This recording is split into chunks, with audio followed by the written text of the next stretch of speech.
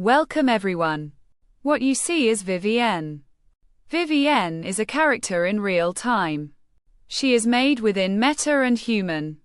We will build her together. We will modify her. We will see that she has the ability to create in addition to facial expressions, movements, hair change, aesthetics. We will see a little bit of all colors.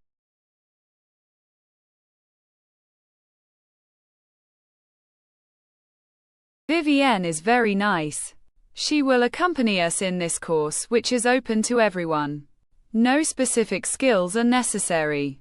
We will see in detail all the elements necessary to make friends with Vivienne and will accompany us this new virtual world where it is possible to discover how easy it is to create photorealistic characters. In addition to her, there will be other characters who will accompany us. I will show how the whole type of program works, how to save your characters within your libraries and have them available. Here are some variables of Vivienne that we will study together.